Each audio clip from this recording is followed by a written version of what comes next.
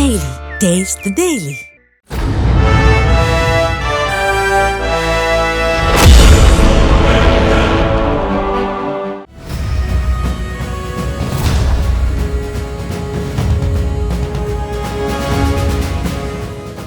సంపదను పెట్టుబడిగా పెట్టడం వేరు, పరిశ్రమలను స్థాపించడం వేరు, లాభ నష్టాలను భరించడం వేరు.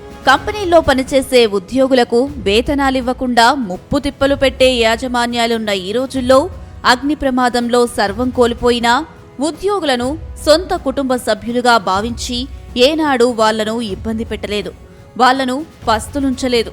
ప్రతి నెల ఆయా కుటుంబాలను పోషించుకోవడానికి ఎవరి వేతనాలు వారి బ్యాంకుల్లో వేసేశారు. పుట్టెడు కష్టాల్లో ఉన్న ఆ కంపెనీ యజమాని పట్ల ఉద్యోగులకు ఉన్న విశ్వాసం వారిని ఇప్పుడు కోటీశ్వరులను చేసింది.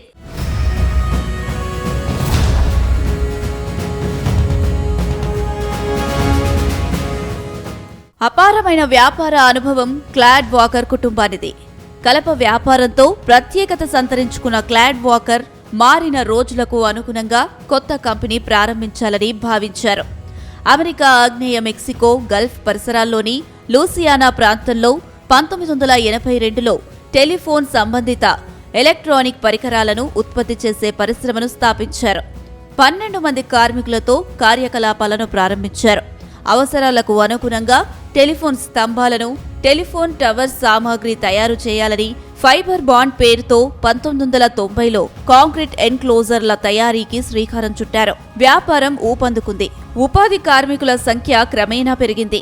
8 ఏళ్ల తర్వాత 1998లో పరిశ్రమ అగ్ని ప్రమాదానికి గురైంది. కంపెనీ భస్మీపటలమైంది. క్లాడ్ వాకర్ సంపాదన బుగ్గిపాలైంది. ఆశలు ఆవిరయ్యాయి.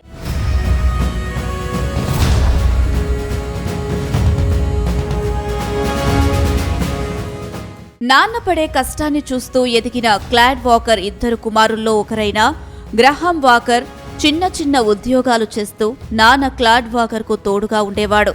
2000 సంవత్సరం మధ్యకాలంలో గ్రాహం వాకర్ కంపెనీని పునరుద్ధరించే బాధ్యతను తీసుకున్నాడు. అంతకుముందు అగ్ని ప్రమాదంతో పరిస్థితి కుదేలైనప్పటికీ అక్కడ పనిచేసే కార్మిక కుటుంబాలకు అండగా నిలిచారు. కంపెనీ నడవకపోయినా జీతాలను ఏనాడూ పెండింగ్లో పెట్టలేదు. ఆ కుటుంబాలు గడించేందుకు మానవతా దృక్పథంతో ఆదుకున్నాడు. 10 ఏళ్ల పాటు ఆర్థిక ఇబ్బందులను భరిస్తూ కంపెనీ నిర్వహణ ముందుకు తీసుకెళ్లే ప్రయత్నం చేశారు. కార్మికులు ఆకలితో అలవటించకూడదనే గ్రహాం వాకర్ ఉద్దేశం.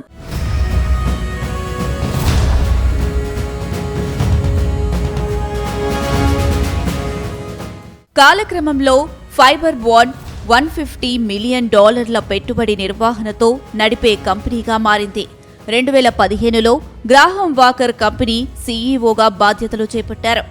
అందుబాటులోకి వచ్చిన టెక్నాలజీకి అనుగుణంగా కంపెనీలో ఉత్పత్తులు తయారీకి పరిశ్రమను విస్తరించారు. డేటా సెంటర్ల నిర్మాణానికి అవసరమయ్యే సామాగ్రి ఉత్పత్తితో పాటు విద్యుత్తు ఉపకరణాలను తయారు చేసే స్థాయికి పరిశ్రమ ఎదిగింది.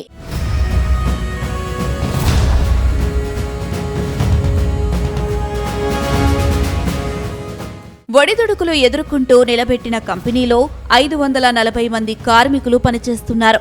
2020లో కోవిడ్ పరిస్థితులు ముసురుకున్నాయి. ఆ సమయమే వారికి స్వర్ణ యుగంగా మారింది.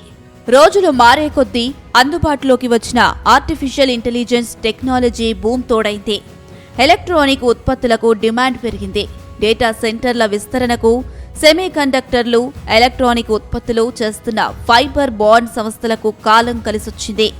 కోవిడ్ సమయంలో ఫైబర్ బాండ్ ఉత్పత్తుల అమ్మకాలు 400 రెట్లు పెరిగాయి. ఊహించని విధంగా కంపెనీ వృద్ధిలోకి వచ్చింది. కంపెనీలో పనిచేసే ఉద్యోగుల్లో ఉత్సాహం నింపేందుకు తరచూ గ్రాహం వాకర్ మాట్లాడుతుండేవారు. పరిశ్రమలో కార్మికులు అలుపెరగక రెట్టించిన ఉత్సాహంతో పనిచేశారు.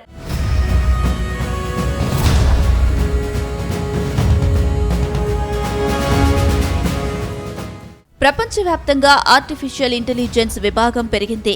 దీంతో వివిధ దేశాల్లో డేటా సెంటర్ల విస్తరణకు యంత్ర సామాగ్రి, ఎలక్ట్రానిక్ పరికరాలను విస్తృతంగా ఉత్పత్తి చేసే దిగ్గజ ఈటన్ కంపెనీ ఫైబర్ బాండ్ ను కొనుగోలు చేసేందుకు ముందుకొచ్చింది. ఇప్పుడు ఫైబర్ బాండ్ కంపెనీ నిర్వహణ బాధ్యతలను ఈటన్ కంపెనీ చూసుకుంటుంది. ఫైబర్ బాండ్ అమ్మకం ద్వారా వచ్చిన మొత్తంలో 2,000 కోట్లను ఉద్యోగులకు బోనస్గా అందించారు. 540 మందికి కార్మికుల ఖాతాల్లో జమ చేశారు. ఊహించని విధంగా బ్యాంకు ఖాతాల్లో బ్యాలెన్స్ చూసుకున్న కార్మికుల ఆనందానికి అవధులు లేకుండా పోయింది. ఒక్కొక్క కార్మికుడు 4 కోట్ల రూపాయలను క్రిస్మస్ బోనస్ గా అందుకున్నారు. ఈ డబ్బుతో ఆ కార్మికులు ఎదుర్కొంటున్న ఆర్థిక ఇబ్బందుల నుంచి గట్టెక్కేశారు. అప్పులు తీర్చుకున్నారు. జీవితకాలం ఒక్కసారిగా ఇంత పెద్ద మొత్తంలో సంపాదించలేమని ఆనంద బాష్పాలతో కార్మికులు తబ్బిబ్బైపోయారు. కంపెనీ యజమాని గ్రాహం వాకర్ దేవుడిలా సాయం చేశారనే అభిప్రాయం వ్యక్తం చేశారు.